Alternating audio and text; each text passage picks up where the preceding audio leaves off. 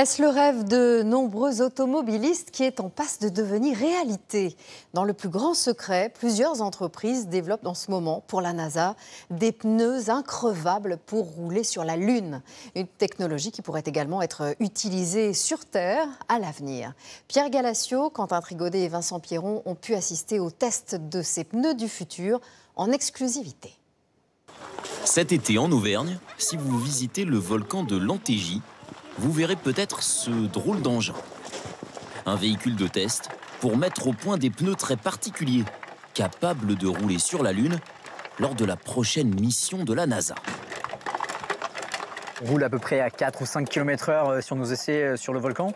Mais sur la Lune, les astronautes pourront rouler avec le vrai rover aux alentours de 15 km/h.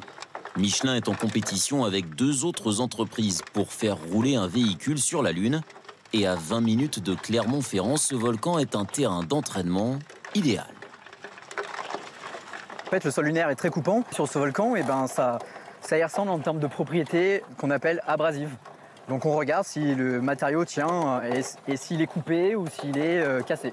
Et ce type d'événement-là va être assez fréquent. Donc l'idée pour nous, c'est de vérifier comment se comporte la roue quand elle passe sur des obstacles comme ça. Des pneus sans air, increvables, qui laissent rêveurs les visiteurs du volcan, tous venus en voiture.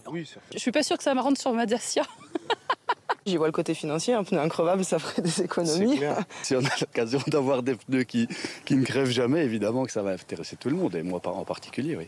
Mais le sol lunaire n'est pas dur comme celui-ci. Il faut imaginer qu'il ressemble à de la farine. Et on a ici un échantillon, regardez, on appelle ça du régolithe. Sur la Lune, des pneus normaux s'enliseraient comme dans du sable. En exclusivité, nous avons pu filmer l'un des secrets de ce pneu lunaire. Fini la gomme noire, place à un matériau translucide résistant à moins 250 degrés.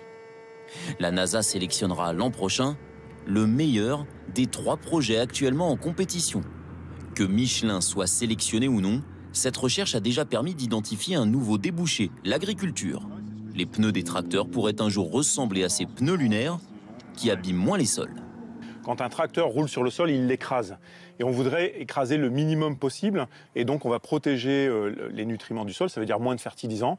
Et ça veut dire des productivités augmentées aussi. La NASA espère rouler sur la Lune en 2028. Un petit pas pour l'homme et une grande révolution pour nos pneus.